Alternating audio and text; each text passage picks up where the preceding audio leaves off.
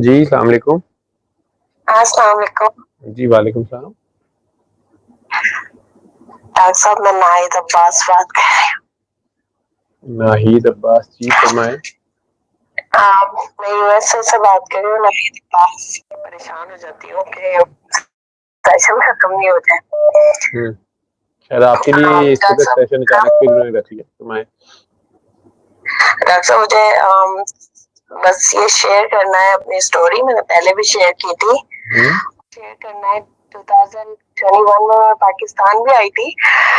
आपसे मिलना चाहती थी लेकिन मैं आपसे डर गई थी। वहाँ आने से डर गई थी मैं, क्योंकि इतने लोग होते हैं। तो मुझे लगा कि बस मेरा यही काम है कि मैं लोगों को बताऊं। मुझे ये शेयर भी करना है और डॉक्टर साहब मुझे ये भी कहना है कि वहाँ जो लोग आते हैं, आप लंगर भी देते हैं अच्छा सा, और आप इतने अच्छे से बात करते हैं। फिर जो जब हम जैसे आपके इधर नहीं आना, तो फिर हमारे साथ तो जाती है ना, हम डर जाते हैं। नहीं, आप वहाँ पे ज्यादा से ज्यादा लोगों को दुआ कराओ ना, खुद अपना एक्सपीरियंस भी शेयर करो, दुआ कराओ। ये सारा लंगर है, ये है असल लंगर। कैसे ठीक हुए थे, क्या हुआ था, खुदा रहमान से क्या मिला। मिल जाए तो लोगों को लगता है कि वो पत्ती जो है ना, वो हम सजा लें किसी चीज में। तो वो इंडिया की एक मूवी है OMG, उसको आखिर तक देखना, ठीक है। उसमें जब वो कीचेन उठाएगा ना, तो फिर वो आपको पता चलेगा कि यार ये चीजें नहीं उठानी होती, ठीक है। अच्छा जी डॉक्टर, मुझे ये शेयर करना था कि मुझे 2019 में ब्रेस्ट कैंसर डायग्नोज हुआ था। 2018 से मुझे बहुत शदीद पेन था, और मैं यहाँ के बड़े बड़े हॉस्पिटल्स में, न्यूयॉर्क में LIJ हॉस्पिटल है, सभी वाकिफ है। वहाँ पे मैंने जाके अपने टेस्ट करा लिए थे। ऑलमोस्ट जितने हॉस्पिटल, मेरे प्राइमरी डॉक्टर, मैं जो भी टेस्ट कराती थी वो उसमें कुछ भी नहीं आता था।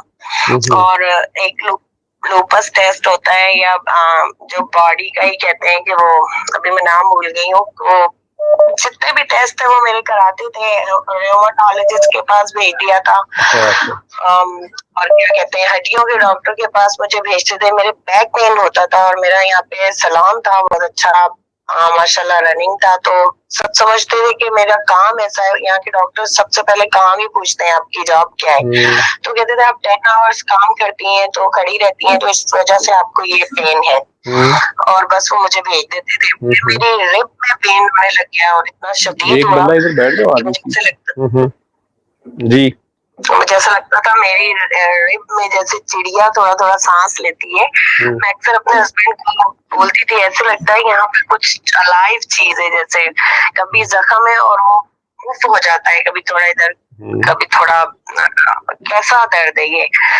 तो हम सारी जगह डॉक्टर साहब, हमने 2019 के 18 के एंड में हमने टेस्ट कराए। कोई भी टेस्ट मेरा कुछ भी नहीं आता था। मुझे डॉक्टर कहते थे आप बिल्कुल ठीक है, और कभी कहते थे शायद कोई मसल पुल हो गया हो, ये वो। फिर मैं पाकिस्तान चल गई। मुझे लगा यहाँ के डॉक्टर्स को समझ में नहीं आ रही। मैंने पाकिस्तान में जाके MRI करवाया मार्च में 2019। उसमें भी कुछ भी नहीं आया। डॉक्टर्स ने कहा हो सकता है छोटा सा फ्रैक्चर हुआ हो रिब में आपको। क्योंकि मैं जो वजह बताती थी, मैं कहती थी मेरी छोटी बेटी थी 3 साल की, मैं उसको उसके लेसेस शूज के बांधने के लिए झुकी थी, और मेरे रिब में पेन शुरू हो गया। तो वो कहते थे वहां पे छोटा सा फ्रैक्चर हो गया होगा, विटामिन D की कमी है, ये वो। मैं वापस आ गई पाकिस्तान से। और फिर जब मैं वापस आई, उसके बाद भी मैंने यहाँ आते के साथ टेस्ट कराए, चेक कराया, लेकिन कुछ नहीं आया था। लेकिन वक्त के साथ साथ मेरा पेन इस कदर बढ़ता गया कि मैं मूव नहीं कर सकती थी। मेरी मूवमेंट खत्म होती गई। सलान की सीढ़ियों तक एक दिन मैं खड़ी हुई थी, और मुझे वहां से फिर एम्बुलेंस से हॉस्पिटल लेके गई। मैं वॉक नहीं कर पा रही थी। और फिर अचानक ही मेरी बर्थडे हुई, और उसके बाद डायग्नोज हो गया, और एकदम से stage 4 cancer, breast cancer diagnose हुआ। और वो मूव हो गया था मेरी बैकबोन में, L2 में, और उसके बाद मेरी 10th रिब में हो गया था। और जो ट्यूमर वो बता रहे थे वो 4 इंचेस का मेरी रिब में था। और मेरे डॉक्टर्स मुझे हैरान होकर कह रहे थे कि आप इतना बड़े ट्यूमर्स हो गए हैं, आपको पता नहीं चला। तो मैं उनसे कहती थी कि आपको पता नहीं चला, मैं तो कंटिन्यू हॉस्पिटल्स में आ रही हूँ, तो मुझे मेरे एक्सरेज भी हुए हैं, फिर भी नहीं पता चल रहा। तो जब मुझे कैंसर हॉस्पिटल में उन्होंने भेजा मेरे प्राइमरी डॉक्टर ने, तो वो कहने लगे कि आप यहाँ क्यों आई हैं, आपको पता है? मैंने कहा मेरे प्राइमरी डॉक्टर ने कुछ टेस्ट कराए, उनको ये शक है कि मुझे कैंसर हो गया और उन्होंने मुझे यहाँ भेज दिया है, मैं आपसे सुनने आई हूँ कि ये झूठ है। और उन्होंने सुनते ही चेयर घुमा के मुझे कहा, no that's true and the bad thing is, bad news is stage 4 हो चुका है। तो मेरी पूरी, मैंने जैसे फिल्मों में देखा था ब्लैकआउट होता है, कैसे होता है, वो पूरा ग्रे सा हो गया। मेरा एक कान में सीटी की आवाज ऐसे तेजी से मुझे आने लग गई, तो कुछ समझ में नहीं आ रहा था कि क्या हो गया है। और फिर वो गोरा डॉक्टर था? आई और जी, वो गोरा डॉक्टर था? नहीं, डॉक्टर मेरे इंडियन थे। नहीं, जिन्होंने ये इस तरह से आपको अभिषेक। कहा था कि the bad news is it's stage 4? नहीं, वो इंडियन ही डॉक्टर थे, यहीं के बोर्न थे, तो यू नो आप इंडियन गोरे हो गए थे। हाँ, लेकिन वहां के थे। अच्छा, नहीं हमारे यहाँ पे होता तो उसको इसमें फेल कर देते हम कम्युनिकेशन स्किल्स में फौरन। How to break the news जो है, this is not the way. लेकिन बहरहाल चलें आगे बताती जाएं। जी, वहाँ पे तो बहुत बैडली उन्होंने मुझे बताया था डॉक्टर साहब। मैं इस बात पे बड़ी हैरान थी, जिसको मेरे हस्बैंड भी हैरान हो गए थे कि इतना। खैर मेरे हस्बैंड ने पूछा कोई क्योर, उन्होंने कहा नहीं कोई क्योर नहीं है, लेकिन हम जब तक क्वालिटी ऑफ लाइफ दे सकते हैं, क्वांटिटी ऑफ लाइफ नहीं दे सकते। फिर मेरा तो हाल मत पूछे, मुझे तो बाहर आके लग रहा था कि दुनिया सब मेरे लिए नहीं है, अब यहाँ पे सब कुछ बिल्कुल, मेरी टांगे कांप रही थी, काफी दिन में कपकपाती रही, यहाँ तक कि मेरी एक गर्दन हर वक्त एक साइड में झटके लेती रहती थी। उसके बाद जब मुझे थोड़ा होश आया तो मैंने यूट्यूब पे ऐसे ही टोटके ढूंढने शुरू कर दिए। कुछ मुझे लगता था इससे कैंसर ठीक हो जाएगा, कुछ मुझे समझ में आ जाएगा।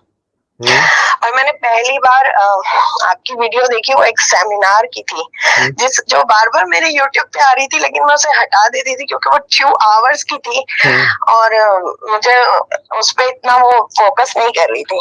फिर मेरे भाई हैं कराची में, उन्होंने मुझे वही वीडियो दोबारा भेजी और एक किसी मौलाना साहब का साथ में यहाँ का एड्रेस भी भेजा कि इनसे दम करा लो। मैंने पहले दम की तरफ भागी, फिर मैं उस वीडियो को छोड़ दिया और मैं दम कराने लग गई, ब्रुकलिन जाने लग गई यहाँ से 1 घंटा ड्राइव करके। अच्छा, उधर भी दम होता है? जी, वो जो पीर उस्मान साहब करते हैं पाकिस्तान में, गरम तेल लगाते हैं इस तरह से, तो कैंसर का इलाज होता है। तो डॉक्टर साहब मैं वो कराने लग गई, तो 6 दम मैंने करवाए थे। जैसे उन्होंने मुझे ऑयल लगाया तो मेरी बैक में काफी फीलिंग्स, मुझे लाइक पेन कम हो गया था। तो उसके बाद मैंने आपकी 6 दम के बाद मैंने आपकी वीडियो देखी और जिनसे मैं दम करा रही थी मैंने उनसे शेयर किया, तो उन्होंने मुझे कहा आप सूरह रहमान सुने, आपको जो भी समझ में आता है आप फटाफट करें। आपकी छोटी सी मेरी बच्ची साथ होती थी तो वो उनकी आंखों में आंसू आ गए, उन्होंने कहा आप जाके कुछ भी करें, इतना बढ़ के आपको पता नहीं चला। आप पढ़ी लिखी है, इस मुल्क में तो बहुत जल्दी इतनी दूर दूर से लोग आ जाते हैं यहाँ इलाज के लिए, और आप इस मुल्क में रह रही हैं, आपको पता नहीं चला। मेरे हस्बैंड ने कहा शायद इसको स्टेज 4 में ही पता चलना था और उसी में इसको शिफा मिलनी थी, ये उनके वर्ड्स थे। वेल, मैंने फिर आपकी वीडियोस देखनी शुरू कर दी और देखते ही बीच में रोक के मैंने दूसरे दिन से सूरह रहमान शुरू कर दी और पूरी सुनी भी नहीं, मतलब मुझे पता भी नहीं था वे क्या है, पानी पीना ये भी नहीं पता था। तो मैंने 5 डेज ऐसे ही सुन ली। बाद में मैंने सुना कि उसे पानी के साथ पीना है, मैंने वो स्टॉप की दूसरे दिन से, फिर मैंने सही से सुनना शुरू की। तो रमजान चल रहा था, तो तब तक मेरा मूव में नहीं कर, बहुत मुझे एक रूम में डाल दिया था क्योंकि मुझे इन्फेक्शन होने लग गए थे। तो और मैं हर वीक जाती थी डॉक्टर के पास, मेरा ट्यूमर मार्क जो आता था वो 86, 82 तक ऐसे आता था। तो मुझे फिर मैंने सुना 5th डे था, तो मैं अपने रूम से चल के लिविंग रूम में आई खाना खाने के लिए, रोजा खोलने के लिए। मेरे हस्बैंड भी बहुत हैरान हो गए, हम बहुत खुश थे। फिर 7 डेज पूरे हुए हमारे और उसके बाद मैंने काफी बेहतर महसूस किया अपने आप को। लेकिन मैं दम कराने जा रही थी फिर भी संडे को, फिर मैं आपकी वीडियो देखने लगी जिसमें आप बार बार कहते थे कि कुछ और नहीं करना, तो मुझे समझ में नहीं आता था और मुझे तो लगता था इस वक्त मुझे जो कुछ कह रहा है सब कुछ कर लेना चाहिए क्योंकि मुझे शिफा चाहिए थी। डजंट मैटर कहाँ से मिल रही है, मुझे सब कुछ करना था।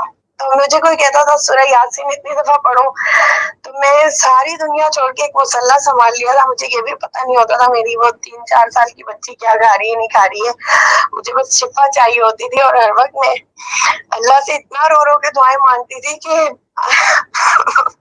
जैसे वो मेरे सामने है और मुझे कोई चीज छीन के लेनी है। तो फिर कुछ दिन गुजरे, मैंने एक ख्वाब देखा डॉक्टर साहब के, आपको मैंने ख्वाब में देखा। मैंने देखा कि एक म्यूजियम है, मिस्र का म्यूजियम है, वो बड़ी बड़ी डमीज है और उसमें मैं भी खड़ी हूँ, बहुत लोग खड़े और किसी का इंतजार कर रहे हैं कि कोई आएगा और कुछ कोई काम ऐसा।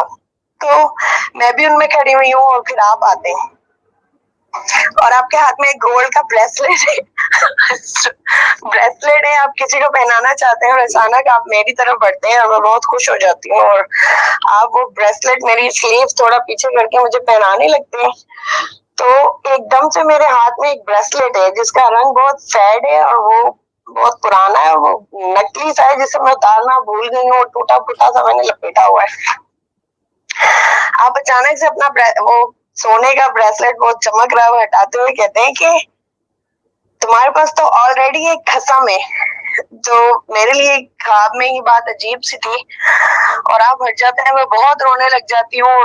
आप तेजी से चले जाते हैं, किसी को भी नहीं डालते। मैं वो इतना बड़ा म्यूजियम है कि उसके फ्लोर्स पे भागती फिर रही हूँ और मैं बहुत दुखी हूँ कि वो मुझे क्यों नहीं मिला। और उसके थोड़े दिन बाद ही 2-3 दिन में ही मैंने आपकी वीडियो देखी जिसमें आप किसी को कह रहे थे कि कसम जो है वो एक ही होता है। सो उस दिन मेरी हार्ट बीट बहुत तेज हो गई और मैंने वो रोक के, क्योंकि मैं ख्वाब हस्बैंड को सुना चुकी थी, मैंने कहा ये जुमला आप सुन रहे हैं? तो मैंने कहा अब मुझे दम कराने नहीं जाना, मेरा आंसर मुझे मिल गया है। तो मैंने दम कराना बंद कर दिया और फिर मैं सुनने लगी। और तो मुझे मेरे हस्बैंड ने कहा दम कराना बंद नहीं करो, दोनों करती रहो, कुछ भी नहीं होता, वो भी अल्लाह का कलाम है। फिर मैंने शेयर यही करना है सबसे कि मैंने खुद बैठ के भी सोचा कि हो सकता है there is a lot of ways कि जहाँ से अल्लाह शिफा देता है। शायद वो एक आयत से भी दे दे या एक टैबलेट से भी शिफा दे देता है। और कई लोगों को मेडिकली भी शिफा मिलती है, बहुत लोग हैं जिनको मिल जाती है। मुझे डॉक्टर ने कह दिया था कि आपकी कोई सर्जरी नहीं हो सकती, कुछ भी नहीं हो सकता, कीमो भी नहीं दे सकते, एक टारगेट थेरापी दे सकते हैं आपको, एक हार्मोन थेरापी दे सकते हैं, लेकिन उनके भी बहुत सारे साइड इफेक्ट्स हैं। तो 2 टैबलेट्स 2-3 मुझे दे दी थी। तो मैंने बैठ के सोचा कि मुझे क्या करना चाहिए। तब मुझे रियलाइज हुआ कि अगर मुझे दम से भी शिफा मिल जाती है तो वो सिर्फ और सिर्फ मेरी बॉडी को शिफा मिलेगी और फिर से मैं बीमार हो सकती हूँ। और सूरह रहमान का जो पूरा पैकेज है उसमें जो मोस्टली जो बाद में पानी पीते रहना है, मुझे लगा कि वो मुझे ठीक कर सकता है, मेरी रूह को, मेरे अंदर की गंदगी को खत्म कर सकता है, जिसे मैं किसी भी तौर पे खुद से नहीं खत्म कर पा रही थी। गुस्सा मेरे अंदर होता था, बहुत सारे लोगों से शिकायत होती थी, कंप्लेन्स, मुझे मेरी सबसे जो मेजर जो चीज थी जो मुझे रियलाइज होती वो मेरी कंप्लेन्स थी, जो मुझे छोटी छोटी हर वक्त ही रहती थी। जब भी मुझे लगता है कि मैं किसी से मिलती थी तो मुझे पहले मैं उसके अंदर नेगेटिविटी देखती थी, पॉजिटिव चीजें मुझे लोगों की नजर नहीं आती थी, किसी की भी सिर्फ अपनी नजर आती थी। तो मुझे लगा कि जब मैं डर गई थी बहुत ज्यादा, तो उस वक्त तो कोई मुझसे आके कुछ भी मांगता और सभी मुझे बहुत अच्छे लग रहे थे और मेरे हाथ जुड़ते गए सबके आगे, क्योंकि कुछ लोगों के आगे मैं बहुत बोल चुकी थी अपनी उस वक्त में जब मुझे अल्लाह ताला ने बहुत कुछ नवाजा हुआ था। उस वक्त शायद मेरी आंखें बंद थी, मुझे कोई नजर नहीं आता था और हेल्थ थी। हेल्थ से मैं ऐसे कह दूं कि सख्त माइनस सर्दियों में जब मैं यहाँ से अपने घर की सीढ़ी से उतर के सैलून जा रही होती थी तो मेरे साथ में अंकल आंटी रहते थे, बहुत नाइस थे वो अक्सर मुझे रोक के अंकल कहते थे कि बेटा आपको सर्दी नहीं लगती? तो मैं अंकल को हंस के कहती थी नहीं नहीं अंकल मुझे सर्दी नहीं लगती, देखें ये रहा मेरा सैलून। मैं इतना फास्ट अपने शूज में ठक ठक करती हुई सैलून जाती थी और मुझे ये एक गुरूर होता था कि 10 से 12 घंटे में खड़ी रहती हूँ और अपने घर को अपने मेरे अल्लाह ने मुझे 3 ट्रिपलेट्स दिए हुए अल्हम्दुलिल्लाह, तो मैं उन्हें संभाल सकती हूँ, मैं घर को संभाल लेती हूँ और मैं सब कुछ कर लेती हूँ। और ये मेरी बैकबोन पे जब बात आई तो मुझे लगा कि मुझे अल्लाह ताला ने मरोड़ के मेरी बैकबोन को तोड़ दिया है कि मैं कुछ नहीं कर सकती। तो मैंने कुछ लोगों के आगे बकवास कर ली थी जो मेरे लिए काबिल एहतराम थे। मुझे उसी वक्त सारे याद आने लग गए और मैं जो बहुत किसी पहाड़ पे हर वक्त चढ़ के खड़ी रहती थी वो एकदम से नीचे आ गई और मुझे उनके पैरों में भी बैठने में कुछ भी फील नहीं होता था। उस वक्त मुझे लगता था कि कोई मुझे कहे कि किसी गटर में उतर जाओ, यहाँ से शिफा मिल जाएगी, तो मैं 1 मिनट लगा के उस गटर में उतर जाऊंगी। मेरे बच्चे मुझे नजर आने लगे थे और मुझे उस वक्त पूरी दुनिया में कहीं कोई भी बड़ाई नहीं थी। मुझे हैरानगी होती थी। मेरे हाथ हर वक्त बंधे रहते थे हर किसी के आगे और मेरे हाथ कांपते रहते थे। मेरे जिस्म पे हर वक्त एक कपकपाहट थी और मेरी गर्दन हर वक्त एक झटका लेती थी। मैं अभी भी सूरह रहमान शुरू होती है तो मेरी गर्दन इतना बैडली झटका लेती है, जैसे यहाँ के डॉक्टर्स तो एक बीमारी बताते हैं कि वो एक झटका लेती है मेरी गर्दन। लेकिन फिर मैं वो पानी पीती गई और मुझे शिफा मिलती गई। मैं बिस्तर से खड़ी होने लग गई। मैं पहला दिन जो था मैं वो मेरे घर में शुगर का डब्बा था बड़ा सा, जिसे मैं सोच भी नहीं सकती थी कि मैं उस हालत में उठा सकती हूँ। मेरी बच्ची जब मुझसे दूध मांगती थी तो मैं मोहताज होकर वेट करती थी कि कोई आएगा तो उसको दूध बना के दे सको। मैंने उठा लिया। एक ब्लैंकेट एक रात थी वो मेरे गिर गया था मेरे बेड से, तो मैं उसे सारी रात देखती रही। मेरे हस्बैंड नाइट कर रहे थे, वो जब सुबह में आए तो उनसे मैंने जब कहा ये ब्लैंकेट मेरे फीट्स पे डाले, बहुत कोल्ड हो गया। फिर एक रात पानी में नहीं पी सकती, वो हर हर हर मिनट हर चीज मुझे मेरे बारे में बता रहा था और मैं भूलती गई कि बीमारी क्या है। पहले मैं शिफा मांग रही थी अल्लाह ताला से, फिर आहिस्ता आहिस्ता पता नहीं मुझे क्या होता गया कि मैं अपनी जात के अंदर घूमती गई कि क्या थी मैं, कैसे मैं सोचती थी। और मेरी वजूद में तो इतनी भी ताकत नहीं है कि मैं अपने ऊपर ब्लैंकेट डालूं। मेरी बच्ची मेरे आसपास घूमती रहती थी। मैं उसे कहती थी मुझसे दूर रहो, तुम्हारे से तुम मुझे लगता था पसली पे थोड़ा सा टच करेगी तो मुझे दर्द होगा। और फिर मैं ये सब मुझे मेरी औकात नजर आने लग गई इतनी बैडली हर वक्त कि मेरा सर फटता था और मैं इतना रोती थी कि मैंने क्या कर लिया है। वक्त के साथ साथ मैं वो तो भूलती गई कि मुझे तकलीफ क्या है। मुझे यही तकलीफ होने लगी कि मैं क्या करती रही और मैं क्यों ऐसे किया। हाउ कम एक इंसान दूसरे इंसान को ऐसे ले सकता है। मैं पाकिस्तान जाने की अल्लाह से दुआ करने लगी कि मुझे उस वक्त तक मौत नहीं आए, क्योंकि मौत मुझे नजर आने लग गई थी। मेरे डॉक्टर्स ने कहा, जब मैंने कहा सलाम है मेरा इतना चलता हुआ, डॉक्टर साहब से मैंने पूछा कि क्या मैं उसको बंद कर दूं। उन्होंने मेरा जुमला पहले कहा कि नहीं, कोई होप नहीं है, आप उसको सेल कर दें। मेरे जुमले कुछ ऐसे भी थे कि जब मेरा सलाम बंद हुआ, सेल हुआ, तो मुझे लगा मेरे अल्लाह ने मुझे कहा कि तुम कुछ पैसे किसी को दे के या कुछ पैसों का मुझे गुरूर था या कोई मैंने जुमला कहा होगा, मेरे अल्लाह ने पटक के मेरे को सारा मुझसे छीन लिया और मेरा सलाम मिनट में शट डाउन हो गया। और मुझे एक पैसे की मोहताजी जिसे कहते हैं, वो मोहताजी भी नहीं रही, क्योंकि मुझे पैसे चाहिए ही नहीं थे, मुझ पे असर ही ना होते। दुनिया खत्म हो गई थी, मुझ पे सब ब्लॉक हो गया था और मैं जीरो से भी नीचे आ गई थी। और मैंने अल्लाह से दुआ की कि मुझे बस इतनी जिंदगी दे दे कि मैं जहां से मैंने शुरू किया था वो उनके पैरों में मैं माफी मांग सकूं जाके वहीं पे, उतने ही लोगों में जितने लोगों के सामने मैंने मुंह से बकवास की थी। और फिर अल्लाह ने मुझे मौका दिया, मैं वहां गई और ये जब माफी लेके वापस आ रही थी, मैं गई थी तो मैं व्हील चेयर पे थी, मैंने उम्रा किया तो मैं व्हील चेयर पे थी। जब मैं वापस आ रही थी मुझे कोई भी पेन नहीं था, मेरी बॉडी का पेन कब खत्म हुआ मुझे पता ही नहीं चला। और मेरे डॉक्टर्स जिनसे मैंने बात की थी कि डॉक्टर साहब कुछ भी करें, आई डोंट केयर मेरी जिंदगी कितनी है, प्लीज मेरा पेन तो खत्म कर दें। तो वो कहते थे हम नहीं खत्म कर सकते, आप पेन मैनेजमेंट के पास चले जाए। मुझे पेन मैनेजमेंट वालों को, आप तो डॉक्टर हैं, आपको पता ही होगा पेन मैनेजमेंट वाले कौन होते हैं, वो किसी भी तरह से आपका पेन खत्म करते हैं।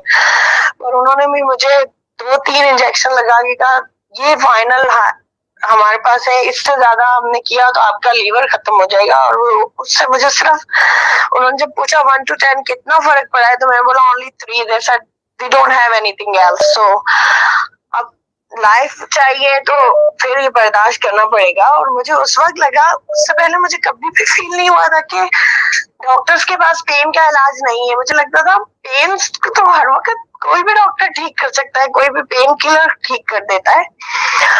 और मैं हर वक्त एक हाथ की मुट्ठी बना के अपने वो बैक के ऊपर रखती थी, वरना मैं सो नहीं सकती थी। और कितने महीने हो गए थे मैं नहीं सो सकती थी। 10 मिनट जब तक मेरा हाथ छल होता था, मैं जाग हो जाती थी।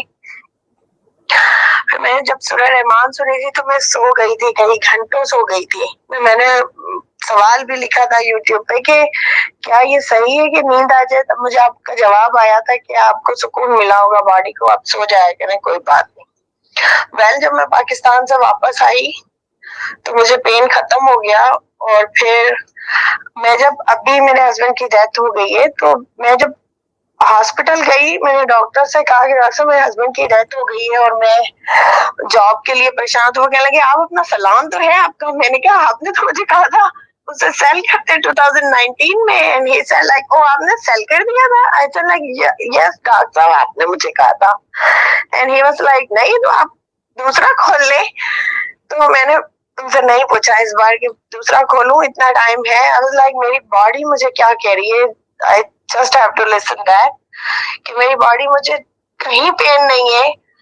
और मैं अपने घर का काम करके और अब इतनी दूर सबवे से जाके जॉब भी कर रही हूँ 1 साल से माशाल्लाह।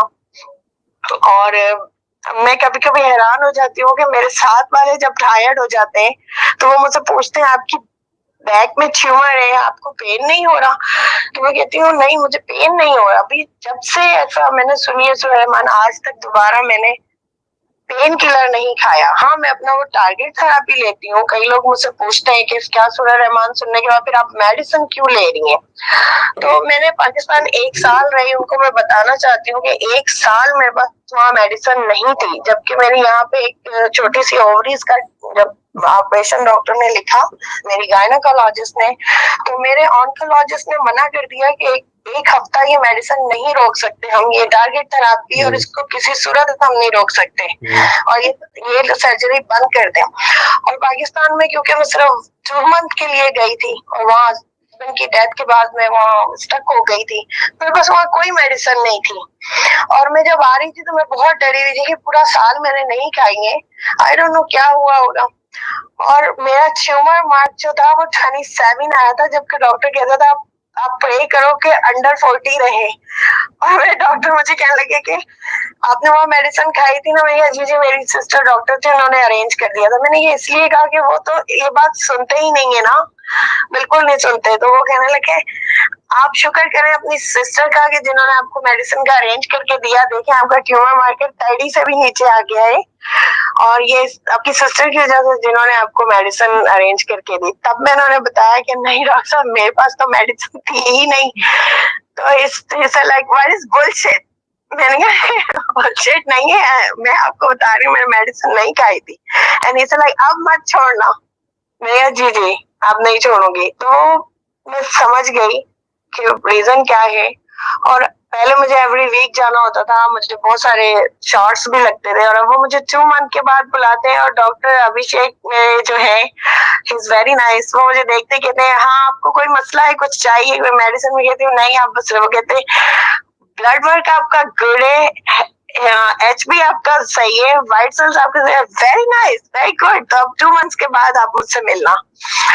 तो मैं वापस आ जाती हूँ, मुझे ऐसा लगता है मैं यूं ही बस एक गेड़ा मारने गई थी। और मैं सबको बताना चाहती हूँ कि उसकी रीजन ये है सूरह रहमान का। मैं ये नहीं कहती सिर्फ इसी में शिफा है, मैं अक्सर लोगों को बताती हूँ। तो जब बता रही होती हूँ लोग मुझे कहते हैं नहीं नहीं नहीं आपने फलानी सूरत पढ़नी है, आपको पता है आपने ये पढ़ना है वो पढ़ना है। मुझे एक तो ये बात समझ में आती है जब आप लोगों को बता रहे होते हैं कि मुझे शिफा मिल चुकी है, फिर भी वो आपको कुछ ना कुछ बताते हैं। खैर ये उनका सबक होता है, मैं ये भी नहीं कहती और किसी जगह से शिफा नहीं मिलती।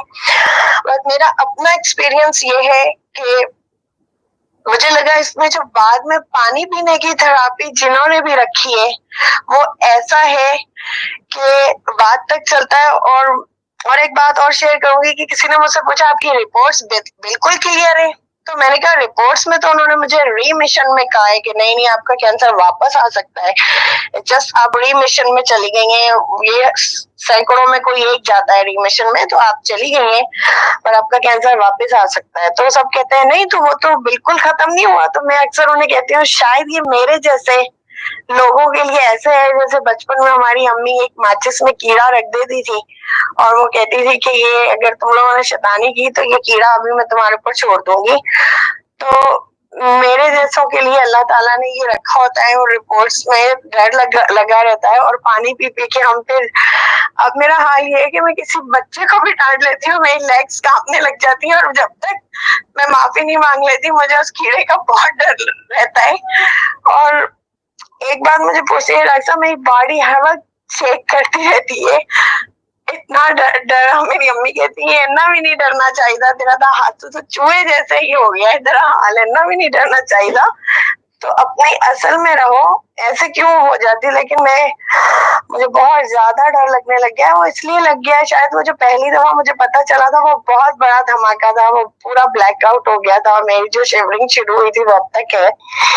लेकिन मैं हैरान होती हूँ मेरे दोस्त मेरे जानने वाले मेरे रिश्तेदार मेरे बहन भाई वो मुझे अपने पैरों पे देखते हैं, जो यहाँ के लोग हैं उन्हें यकीन ही नहीं आता, वो आके मुझे कहते हैं कि आप प्लीज हमें दुआ, मैं बुलाती हूँ कि आप दुआ कर लें, वो मुझे कहते हैं आप दुआ करा दें, मैं कहती हूँ नहीं दुआ तो ये रेगुलर है, मसला ये कि मुझे ये नहीं समझो कि मैं क्या चीज हूँ, मुझे तो अल्लाह ने शिफा दी है। और मेरे लिए ये जो रिपोर्ट्स बिल्कुल क्लियर नहीं होती, मैं लोगों से कहूंगी प्लीज आप हैप्पी रहें कि बिल्कुल क्लियर नहीं होती, क्योंकि इंसान फिर वहीं पे पहुंच जाता है जहां से उसने शुरू किया होता है। जैसे ही उसे ताकत मिलती है वो अपनी कमर पे पूरा तेजी से खड़ा होने की कोशिश करता है। तो जिनके साथ मुझे लगता है ये हो जाता है कि उनका वो डबिया में कीड़ा रहता है, वो शायद अल्लाह को प्यारे होते हैं या अल्लाह उन पे तरस खा लेता है या उन्हें कोई किसी की दुआ लग जाती है या माफी ऐसे इंसान की मिल जाती है कि जिसकी वजह से वो उसी रास्ते पे रहता है, वहां से हटना चाहे भी तो डर के मारे नहीं हट पाता। सो जिन लोगों को रिपोर्ट सही नहीं होती वो बहुत परेशान होते हैं कि हमारी रिपोर्ट जल्दी से क्लियर हो जाए। उनसे मैं ये कहूंगी अपनी बॉडी को देखिए, अगर आपकी बॉडी ठीक हो गई है तो आप मजीद शुक्र अदा करें कि आपकी रिपोर्ट्स आपको इंसान का बच्चा बना रही है।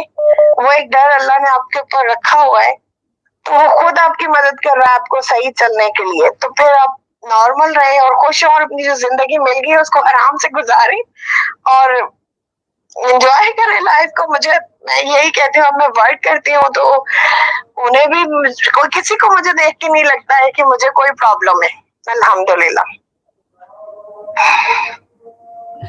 नाहिद, मैं अजान हो रहे, वैसे तो आप भी अजान ही दे रही थी इतनी देर से।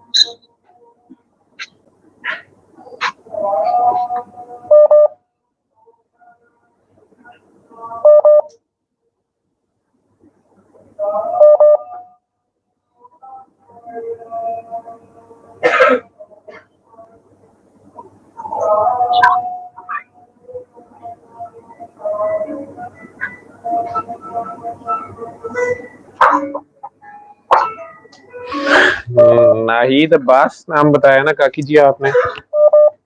जी डॉक्टर साहब सॉरी, मैं बहुत रैंडम इधर उधर की बोलने लग जाती हूँ। मेरी स्टोरी तो ऐसी है, मेरा बस नहीं चलता, मैं शायद शुरू हो तो 2 महीने बोलती रहूं। आप इतना रैंडम मैंने बहुत इधर उधर। नहीं नहीं नहीं नहीं, आप इतना खूबसूरत बोले हो, इतना खूबसूरत बोले हो कि मेरी 17 साल की थकन उतर गई है। मैं I wish someone speaks like this. आप इतने प्यारे हो, अल्लाह ने इतना प्यारा कर दिया आपको, और प्यार बनते जाओ। मैंने कभी किसी को कहा नहीं, लेकिन आपको पहले तो आई एम सॉरी कि आप, मैं इतना डरौना हो गया हूँ कि आप मेरे से डर के मिले बगैर पाकिस्तान से चले गए। तो मैं इंतज़ार करूंगा, मुझे खुदा ने मौका दिया तो वैसे भी कभी आओ तो मिलो, या मुझे वहाँ अल्लाह ने मौका दिया तो मैं मिलूँ तुमसे आके। आप बहुत प्यारे हो।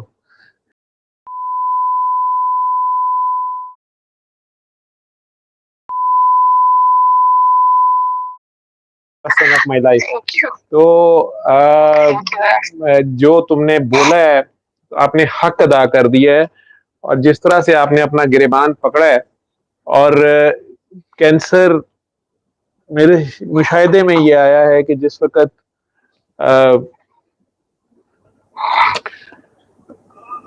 हम किसी मोहसिन को, अपने से बड़े को, किसी को रौंद जाते हैं, तो कभी कभार ऐसी सिचुएशन में जा फंसते हैं जो बिल्कुल ऐसा ही होता है जैसे 30,000 फुट की बुलंदी पे पायलट अचानक ऐलान करे कि अब हम मरने लगे हैं।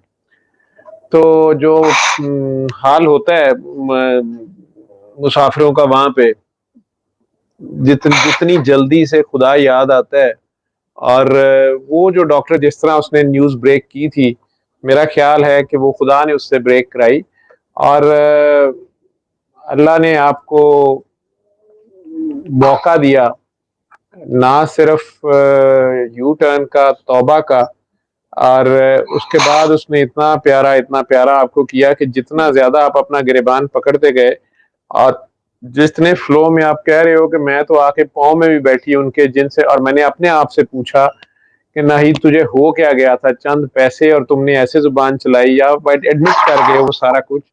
ये वो कन्फेशन है जो क्रिश्चियनिटी में भी, चर्चेज में कई बार जो गुनाहगार होता है वो जाके तो प्रीस्ट के सामने, वो दरमियान में जाली होती है, तो वो कन्फेस करता है। तो इस दुआ में आप अपने अल्लाह के आगे, असल जो हीलर है उसके आगे जब आप पेश हो जाते हैं, या अपने आप के आगे पेश हो जाते हैं, और इतनी ईमानदारी से, और उसके बाद आप इतने बहादुर हो कि आपने इतनी दिलेरी से पूरी दुनिया के सामने अपनी कहानी को जिस तरह नरेट किया है, हम में से बहुत सौ के लिए सीखने के लिए इसमें बेइंतहा निशानियां हैं। जहां तक आप कह रही हैं कि मेरी बॉडी शिवर करती रहती है, ये आपका अल्लाह से वो कॉन्टीन्यूसली कनेक्शन है, ये वो खशियत इलाही है जो नसीबे वालों को मिलती है। ये सूरह ज़ुमर की 23वीं आयत में भी है, कुरान में जगह जगह पे है। और जब इनके पास मेरा कलाम पढ़ा जाता है, इनके बदन लरज उठते हैं, दिल धड़क उठते हैं, आंखें गीली हो जाती हैं, और इनके दिल दोबारा नरम होकर मेरी याद में महव हो जाते हैं। और ये हकीकी हदायत है जो नसीबे वालों को मिलती है। तो that pain was a blessing. वो कोई आपके बहुत करीबी था जिसका दिल दुख गया, और वो पसली आपकी दर्द करती थी, लेकिन आप कॉन्टिन्यूसली उसी जगह पे हिट करते रहे अपनी जुबान के साथ या अपने जेस्चर से। वो आपको बेहतर पता है। अल्लाह को, अल्लाह कहता है चैरिटी करो, अल्लाह कहता है एक दूसरे की मदद करो, अल्लाह कहता है कि एहसान करो। एहसान डायरेक्ट अल्लाह के साथ डीलिंग होती है। अदल से आगे जब आप जाते हैं, किसी का नहीं भी हक बनता और आप वो उसको नवाजते हैं, और अगर आप अपना भी वो चीज़ जो आपकी ज़रूरत की है वो भी दे जाते हैं, फिर वो कुर्बानी होती है एहसान से भी आगे। लेकिन अल्लाह साथ ही ये कहता है कि एहसान करके अगर तुमने जताना है तो उससे बेहतर है कि ना करो। उसे सख्त नापसंद है। वो कहता है उससे बेहतर ना करो, लेकिन तुम उसकी बजाय एक स्माइल दे दो, ठीक है, एक स्माइल दे दो, आई एम सॉरी कह दो, झूठ से कह दो मेरे पास नहीं है, आई कांट। लेकिन अगले को एहसान करके जताना, ठीक है, किसी को करोड़ रुपए की जरूरत है और आपने उसको दे दिया, लेकिन उसे जता दिया, उससे बेहतर था कि आप स्माइल करके उसको कहते सॉरी आई डोंट हैव। तो वो दे के जो जताना है, उसमें कहीं हो गया आपसे, लेकिन it's such a blessing in disguise. आप पेन से तो गुजरे हो, लेकिन अल्लाह है ही दर्द का नाम, दर्द ही रब है, दर्द ही रसूल है। वो जा मिली आप उससे और उसको पा लिया आपने, वो आपके साथ है और आप उसके साथ हो। मेरी क्या औकात है, मेरे बाबा का फैज है ये सारा, या उनका ये दिया हुआ है, इसमें से एक भी लफ्ज मेरा नहीं है, ये सब का सब उन्हीं का बताया हुआ है। लोग तो मुझे कहते हैं बाबा जी तो माफ करने का, वो कहते ही नहीं थे, माफी मांगने का कहते ही नहीं थे, और मैं हैरान होकर खामोश रहता हूँ कि अच्छा, बाबा तो बाबा थे, बाबा तो वाकई जब वो हीरा मंडी बैठे थे तो माफी मूफी की तो बात ही नहीं करते थे। वो तो वो वीडियो तो मैं लगा नहीं सकता जो मेरे पास है, उसमें तो वो कह रहे हैं हाँ रानी आवे, ये काकी के पाँव को देख, काकी नाच रही है, माँ मुजरा हो रहा है, पैसे फेंक के जा रहे हैं, शराबें हाथ में हैं, और उन्हीं में वो बाबा फ्रॉड कर रहा है। और उस वक्त भी चंद पागल दीवाने बाबे के साथ होते थे, और वो जो आए होते थे जिन्हें शिफा भी वहीं हो जाती थी, किसी का बुखार नहीं उतर रहा होता था, किसी को काला पीला यरकान या जो भी होता था, वो वहीं पे उनके जिस्म भी गवाही देते थे, वो बकते भी थे, लेकिन साथ वो बाबे का मजाक भी उड़ाते थे, उस काकी का भी उड़ाते थे। और जो बाबे के साथ दो चार उस जमाने के दीवाने होते थे, मैं कई बार उन लोगों को सल्यूट करता हूँ जिन्होंने वहां बाबा का साथ दिया, जहाँ बाबा के अपना खून भी नहीं खड़ा हो सकता था, बाबा के अपने साथ के नहीं खड़े हो सकते थे, बाबा के लैंड लॉर्डी के दिनों के दोस्त खड़े नहीं हो सकते थे, वहां पे जो लोग बाबा के साथ रहे। मैं भी शायद होता उस जमाने में तो कभी भी नहीं, मैं भी मजाक उड़ाने वालों में होता या बिल्कुल ना जाता। और मैं भी जब गया हूं तो वो फिरौन डॉक्टर में बन रहा था, जो हाँ, मेरी डॉक्टरी थी जैसी भी थी, जो मेरा इल्म था, उसको अनलर्न मुझे करना पड़ा। उसकी एक हद आ गई और मेरे सामने मौत खड़ी थी, जब मुझे एलोपैथी कह रही थी कि अब तुम मर जाओ, we don't have any solution for you. तो मैं भी अपनी सारी दौड़ धूप देने के बाद अलबत्ता एक इस फेज में था कि मैं एक्सेप्टेंस के फेज में चला गया था कि हाँ ठीक है, अब होना ही है तो जब होना है उस वक्त देख लेंगे, अब फिलहाल इस जिंदगी को एंजॉय करो, गुजारो वक्त को खामोशी से। जब बाबा का मैंने सुना या उनके पास गया, और इवन मेरा हाल ये था कि मैं उनके पास भी ये आस उम्मीद लेके नहीं गया था कि वो वहां से मुझे अपनी प्रॉब्लम जो है वो सॉर्ट आउट करानी है। वो बार बार मैसेज भेज रहे थे कि मैंने मिलना है, और मैं बड़ी ही आवाजारी में या रिलक्टेंस में गया था कि यार इन्होंने मेरे से क्यों मिलना है, और मैं तो बाबों को मानता नहीं, या मैंने क्या बाबे के पास करना है। तो उसका ज़र्फ है उस आली शान हस्ती का कि वो 2-3 दिन मैसेज भी भेजते रहे। मेरे जैसा गया तो इतने प्यार से पागल डॉक्टर आया, और फिर उस पागल डॉक्टर को उन्होंने जाने नहीं दिया। तो आज तक वो मेरे साथ हैं, और मेरा इतना ध्यान, वो आखिरी दिन भी उनके, मेरी उनकी जो फिजिकल आखिरी ट्रेवलिंग थी लाहौर से लिल्ला तक की, फिर वो अगले दिन सुबह इस्लामाबाद गए, वहीं 5 दिन रहे। तो वो आखिरी ट्रेवलिंग में भी लाहौर से लेके लिल्ला तक एक फिक्रा उन्होंने बार बार बोला, ओए तुझे कख पता नहीं है, और तूने फंस जाना है। मुझे ऐसे लगता था कि अब भी लगता है कि वो इतनी फिक्र उन्हें रही कि वो आज तक मेरे साथ है, उन्हें पता है कि फंस ना जाए। तो मुझे खुद नहीं पता चलता क्या हो रहा है। आप माशाल्लाह माशाल्लाह माशाल्लाह, जितना खूबसूरत बोले हो, जितने खूबसूरत से आपने गवाही दी है अपने रब की, अपने रहमान रब की शान की, और अपनी कोताहियों की, और अपनी नासमझी की, अपनी जल्दबाजियों की, अपनी कोताहियों की, और आपकी जो मानता है उस रब के आगे, जो सरेंडर है, जो जीरो है खुद को कर देना, वो आप और आपके अल्लाह के दरमियान है। मैं तो उसका नहीं हक अदा कर सकता, लेकिन मेरी 17 साल की थकावट जो है वो आज तेरे बोलने ने उतारी है। तो मैं ख्वाहिश करता था कि कोई कभी बोलेगा तो सही। मैंने बहुत लोगों के साथ सब ये सब हुआ होगा, मुझे नहीं पता, मुझे भी बहुत लोगों ने कहा था। फजर हो गई है वहां पे, मैं शॉर्ट में 2 बात करना चाहूंगी कि मुझे लोगों ने कहा था कि गुनाह को कभी भी बताया नहीं जाता, गवाह मत बनाओ। तो शुरू में मैं वीडियो नहीं भेजती थी, वॉइस मेल भी नहीं करती थी, क्यों मुझे यही डर लगता था। लेकिन फिर मुझे लगा वो गुनाह जो आपके और अल्लाह के दरमियान होता है उन्हें आपको नहीं बताना चाहिए। और जब आप उसके बंदों के साथ गलत कर जाते हो तो फिर आपको चीख चीख के बताना चाहिए कि मैंने यहाँ गलती की थी। और उतने ही लोगों के बीच में आपको उनके पैरों में बैठना पड़ता है। आपको बैठ के ही आप जितना नीचे जाते हैं तो फिर आपको एक वक्त आता है कि आपको अपनी उस बीमारी की शफा से भी कोई ताल्लुक रहता उनसे वापस दुआ निकलवा ली, वो जो आह निकली थी उसको आपने दुआ में चेंज करवाया, अपनी आजिज़ी से, अपने सरेंडर से। रिक्वेस्ट करती हूँ सबसे कि प्लीज अगर गलतियां हो जाए तो बैठ जाए नीचे, इतना नीचे बैठ जाए कि लोग आपको पकड़ के उठाने लग जाए कि बस बस उठ जाओ, इतना नीचे आ जाए आपको फिर किसी की जरूरत नहीं पड़ेगी। यही है। और एक बात और मैं डॉक्टर साहब आपसे पूछूंगी, मैं आपकी शुरू की वीडियो सुनती थी तो मैं बिल्कुल अकल मेरी बहुत बहुत कम है, मुझे समझ नहीं आती थी।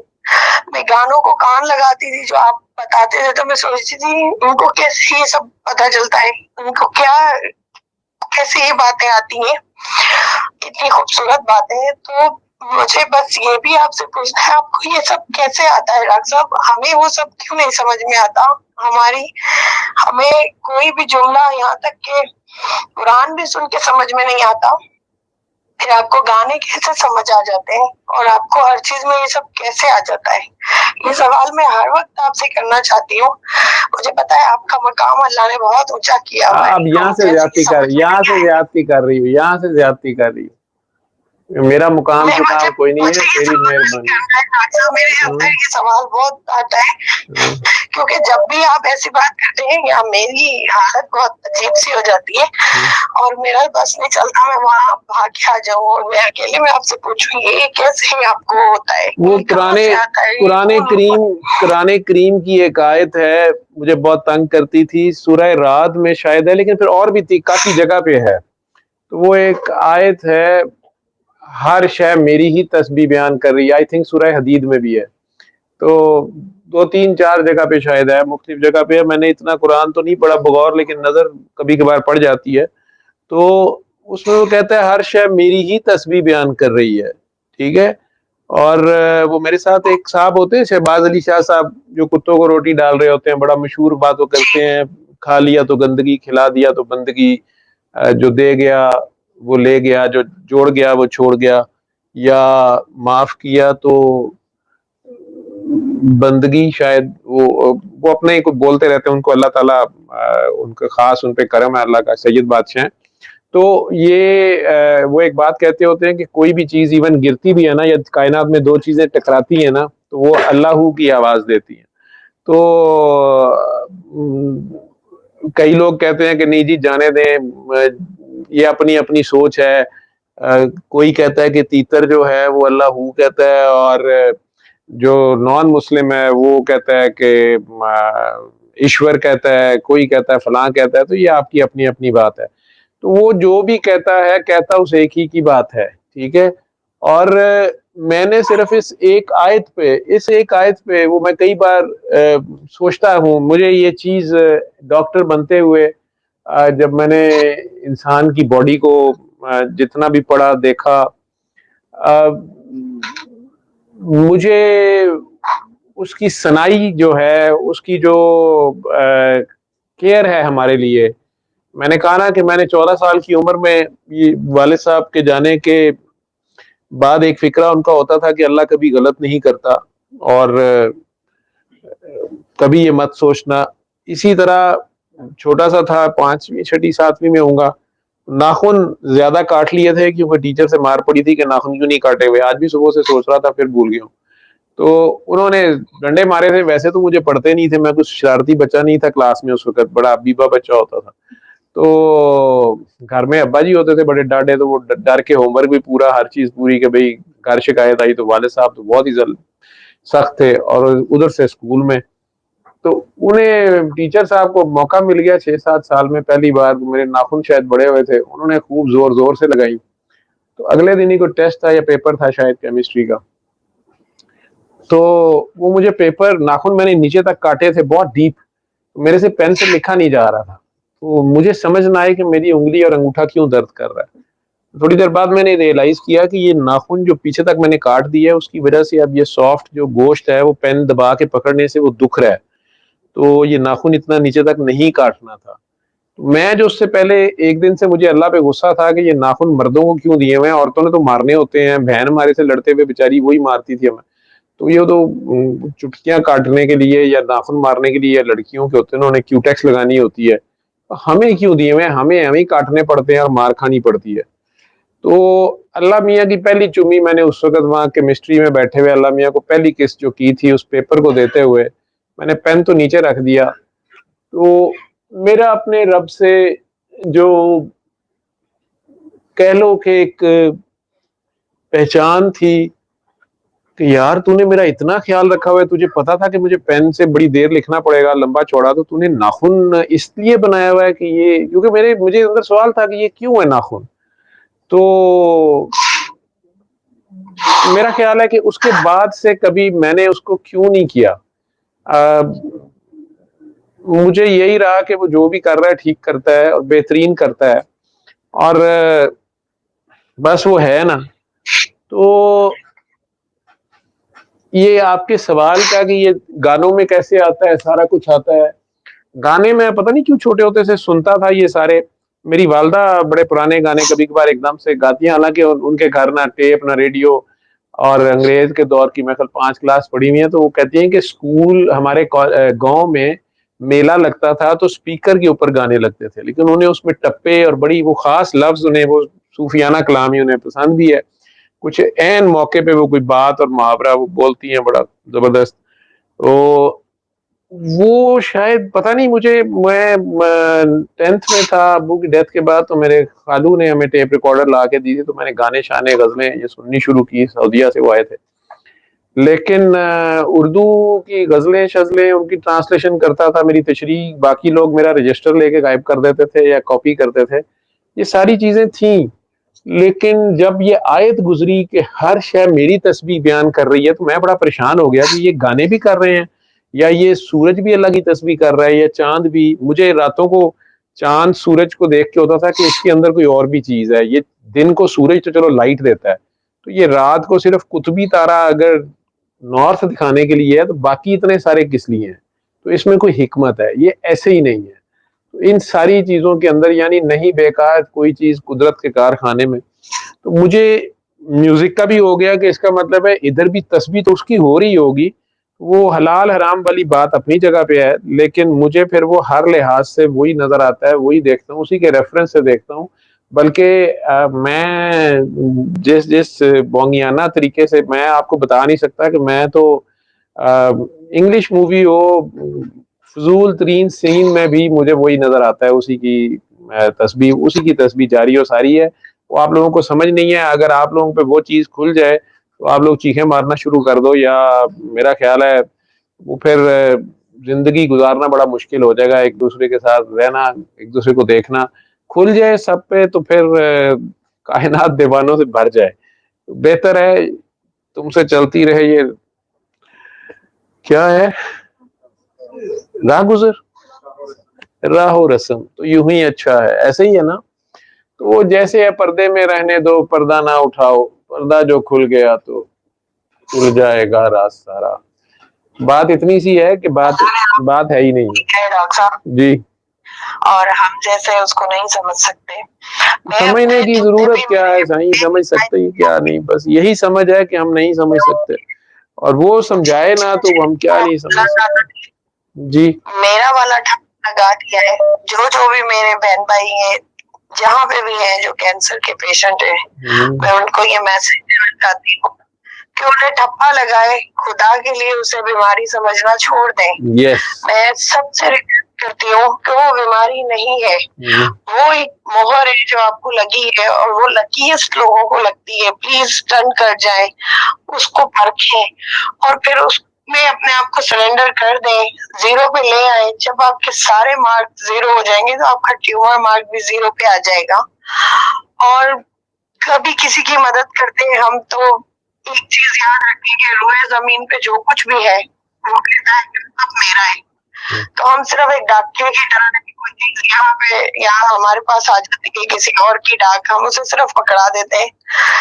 देयर इज नथिंग लाइक जो हमारा है, सब कुछ उसी का है। वो कहता है, बार बार कहता है। तो प्लीज अगर कोई मेरे जैसा ही मेरी लाइन में है तो वो समझ जाए कि ये बीमारी नहीं है और उसे ना को उसे रिस्पेक्ट करे। ये रिस्पेक्ट की चीजें हैं। ये दर्द मुझे अब इतना प्यारा हो जाता है कि मैं कभी कभी ढूंढती हूँ कि दर्द उठे तो मैं उससे बातें करूं और कहूं कि देख मुझे दर्द हो रहा है, अब मेरी सुन, मेरी तरफ आ। लेकिन वो दर्द ही नहीं होता। तो उस दर्द को प्लीज प्यार करें और थोड़ा सा टर्न करें, आपको सारा कुछ नजर आने लग जाएगा, सब समझ में आ जाएगा। और ये बीमारी आपको एलोपैथिक और ये वो, और मुझसे अक्सर लोग पूछने लग जाते हैं कि आपकी रिपोर्ट क्या कह रही है, आपको कौन सी मेडिसिन दी है। मैं फिर से कह रही हूँ, मेरी कोई मेडिसिन नहीं है। 2 छोटी सी टैबलेट्स है, एक हार्मोन थेरापी है, एक टारगेट थेरापी है। उससे ज्यादा सब बंद हो गई है। ऐसा ऐसा करके उन्होंने सारे मेरे टेस्ट में रिपोर्ट सही हो गई, मैं वो भी नहीं खाती हूँ। और मुझे यकीन हो गया है कि जब मेरा वक्त आ जाएगा, मेरे हस्बैंड बहुत हेल्दी थे, कभी डॉक्टर के पास नहीं गए थे माशाल्लाह। और मुझे वो एक दफा रात को बैठ के कह रहे थे कि सुनो, ये जो सूरह रहमान की थेरापी तुम्हें मिली है ना, ये खजाना है। हम दोनों रात को बैठ के तो कपा के इस बात को सोचते थे और सुनते थे कि ये इतनी बड़ी बात किसने कह दी है दुनिया में। ये कितनी कितनी बड़ी बात हमारे लिए अल्लाह ताला ने इस जमाने में आश्कार कर दी है कि हमें अपने आप को अंदर से साफ करने का मौका। और ये जो बुतों की बात, ये पूरी थेरापी एक तिलस्म के जैसा है। प्लीज सब इसको समझें और इसको अपना लें और उसके बाद इन रिपोर्टों का पीछा छोड़ दें। मेरे हस्बैंड चले गए, शायद वो मेरी इस बीमारी से पहले जाते तो मैं दिल पे लेके खत्म ही हो जाती। लेकिन मुझे उनका जाना भी समझ में आया कि एक डोर है और उसमें से सबने पास हो जाना। मुझे आज शिफा दी अल्लाह ने, मेरी ड्यूटी लगाई हुई है मोर कितने साल तक मुझे नहीं पता। एक दिन मैं भी चली जाऊंगी, मुझे फॉर एवर लाइफ नहीं मिल गई है, हम सब यहाँ से चले जाएंगे। पर शिफा दे के ही, और जैसे उसने मुझे अपनी कुर्बत का एहसास दिलाया, सेम बीमारी दे के भी वो मुझे एहसास दिला रहा था। मुझे समझ नहीं आ रहा था। मुझे तो उसने ये चीज दे के एक बहुत बड़ा हार डाल दिया था गले में, जिसके बाद मुझे वो चश्मा लगा दिया था, जिससे मुझे समझ आने लग गया था, मुझे अपना आप नजर आ रहा था। मुझे एक मौका दे दिया था कि मैं सारी अपनी चीजें जाके अपने गंदे कपड़े धो सकूं। तो प्लीज आप सब भी जो मेरी कैटेगरी में, मैं उनसे रिक्वेस्ट करूंगी कि इसको धोने के पीछे लग जाए, बाकी सब खुद ही धुलता जाएगा। और इसमें कोई चला भी जाता है तो कोई बात नहीं, उसने अपनी ड्यूटी इतने ही टाइम करनी होती है और उसके बाद डोर से उसने चले जाना है। सबने ही चले जाना है 1 बाय 1। जैसे एयरपोर्ट में मैं अक्सर सूटकेस देखती हूँ, जब भी ट्रैवल करती हूँ सूटकेस एक एक आ रहा होता है। मुझे लगता है ऐसे ही एक एक हम सबकी बारी आती जाएगी और हमें एक ना एक बहाना ले जाएगा। मैं अल्लाह का आज सबके सामने बहुत शुक्र अदा करती हूँ कि उसने ये मोहर करके मुझे लगाई और उसकी वजह से मैंने दुनिया में मैं नीचे बैठ गई हूँ। शुक्र है अल्लाह का कि मैं नीचे बैठ गई हूँ। मुझे कई दफा लोग कहते हैं इतना नीचे नहीं बैठो, लोग रोन देंगे। मैं खुश हूँ कि मुझे रोन दिया जाए, क्योंकि मुझे आगे जो चीज चाहिए उसके लिए रोन भी जाऊं तो मुझे कोई सरोकार नहीं होता। तो प्लीज इसी तरफ आ जाए और बस मुझे और कुछ नहीं कहना, शुक्र अदा करना है डॉक्टर साहब आपका भी अल्लाह के बाद कि आपको अल्लाह ताला ने इस जमाने में हमारे लिए ऐसा रखा है। हम जैसे जो भटक जाते हैं उनकी रस्सी वापस आपकी तरफ खींच जाती है। आपकी बातों से हमें समझ में आ जाता है यही टैबलेट्स हैं, यही तिलस्म है जिसमें गिर के हम बहुत कुछ जो है वो बचा ले रहे हैं। तो मैं आपका बहुत शुक्रिया अदा करूंगी और कभी भी ये प्लीज सेशन बंद मत कीजिएगा डॉक्टर साहब। पता नहीं कितने लोग हैं जो रूहानी तौर पे शिफायाब हो जाते हैं, मेरी जैसी बीमारियों में घिरे हुए हैं, जिन्हें समझ में आ जाता है कि दुनियावी बीमारी कुछ नहीं है। मैं खुद कितने कीचड़ में मुब्तला हूँ, वो अपने आप को रोज बैठ के धोते हैं। और खास तौर पे ये जो पानी वाली दुआ है बाद में, ये बहुत बड़ा एक इल्म है, क्योंकि ये रोजाना मुझे सुबह से शाम तक, मैं इंसान हूँ, मैं आपको कह रही हूँ, मैं फिर से गुस्से में आ जाती हूँ, अक्सर फिर से अपनी उसी औकात में चली जाती हूँ, गंदगी में पैर डाल देती हूँ। लेकिन फिर वो जब पानी पीती हूँ तो फिर मुझे समझ में आ जाता है और फिर से मैं अपने आप को धोने लग जाती हूँ। तो प्लीज ये सब करते रहे। Thank you so much doctor साहब, मैंने आपका इतना टाइम लिया। Thank you. मुझे नहीं, ये टाइम सारा आपका था पुत्र जी। You are my answer to the allopathy of the whole world. ठीक है, you are answer to all the cancer specialists, you are answer to all the allopaths, you are answer to all the pharaohs of the world right now today in my country even. मेरे मुल्क के जितने जर्नैल करनैल वजीर आजम सदर जज करता धरता फिरौन बैठे हैं, वो आज अगर तुम्हारी ये सारी बात सुन लें और अपने अपने गिरेबान पकड़ लें तो ये मुल्क इस दुनिया में जन्नत बन सकता है।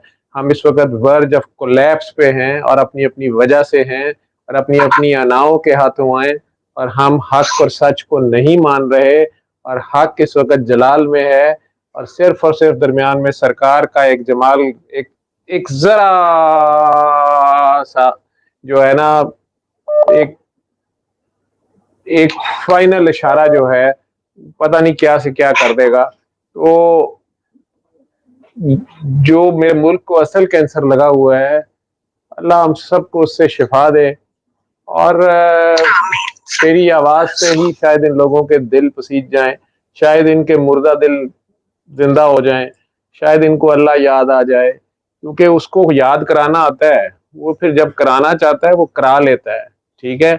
लेकिन मुझे उस वक्त से बड़ा डर आता है जिनके दिलों पे उसने मोहर लगा दी हो, और वहां तो फिर सरकारें दो आलम भी खुद चल चल के भी जाके मैसेज देते रहे हैं, तो उसने साफ इनकार कर दिया कि नहीं, इनके नसीबे में हदायत नहीं है।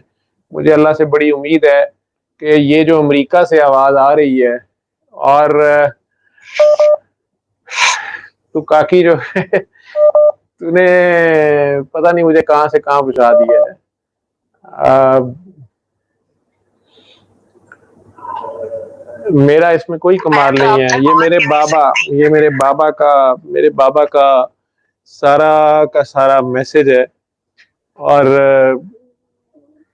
वो कहते थे कि मेरा दिल करता है कि रिक्शों में, टांगों पे, रेडियो पे भी लोग एक दूसरे को बताएं और खुद एक दूसरे को बताते जाएं, और ये दुनिया प्यार प्यार और प्यार बन जाए, प्यार बन जाओ, नफरत, हसद, कीने, बुगज, अनाए, गरूर, तासुब, बुगज, ये सब बीमारी है, ठीक है। नफरत इस बीमारी की जड़ है, और ये बेसिकली मैं है, जो आपको अल्लाह से दूर करती है, आपकी रूह को कमजोर करती है, और रूह कमजोर होने के बाद आपका जिस्म बीमार होता है, और डॉक्टर साहबान कोई ना कोई खबर आपको देते हैं कि नहीं जी ये है, वो है, फलां है, और आप डॉक्टरों को इस तरह से खुदा मानते हैं कि जब डॉक्टर कह देता है मेरे पास इलाज नहीं है, तो आप उसी वक्त अपनी उम्मीद, अपना ईमान तक खो देते हैं, और आप यही समझते हैं। तब भी एक बात मेरी कौम याद रखे कि खुदा बार बार कह रहा है हर इल्म के ऊपर भी इल्म वाला है। एलोपैथी एक बड़ा खूबसूरत इल्म है और अल्लाह ने खुद मुझे दिया, और मैं उससे उसका शुक्र भी अदा करता हूँ, इसकी कदर भी करता हूँ, लेकिन ये हतमी इल्म नहीं है। और इसके ऊपर और इन सारे इल्म के ऊपर कुरान का इल्म भी है, ठीक है, कुरान वाले का इल्म है। तो वो जब कह रहा है इसमें शिफा है, उसके बावजूद तुम दूसरे दरों पे भागे फिरते हो। मैं नहीं कह रहा एलोपैथी छोड़ दो, मैं खुद हॉस्पिटल में बैठा हूँ और यही काम कर रहा हूँ, क्योंकि हर एक का ना ईमान ये है, ना हर कोई आपकी तरह से इस जगह से गुजरता है, और ना अल्लाह हर एक को इससे गुजारे। लेकिन मैं ये गवाही देता हूँ इस वक्त फजर के वक्त कि काकी जी आपने कुरान पढ़ लिया है, आपने अपने कुरान को पढ़ लिया है, आपने अपनी किताब को पढ़ लिया है। अल्लाह ने आपको अपने आप को पढ़ने की तौफीक दी है, आपने अपने आप को पहचान लिया है, और आप अब सरापा प्यार हो, अपने आप से प्यार करती रहो, और हम सबके लिए दुआ करती रहो। फी अमान अल्लाह। अल्लाह हाफिज। अल्लाह हाफिज।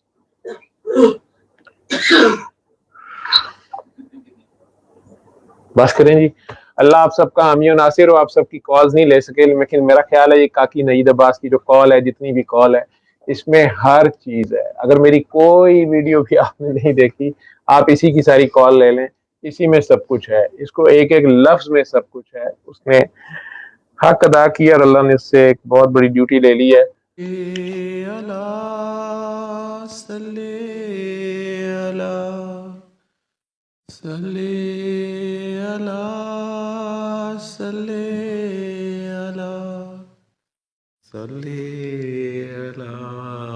शफीना सल्ले अला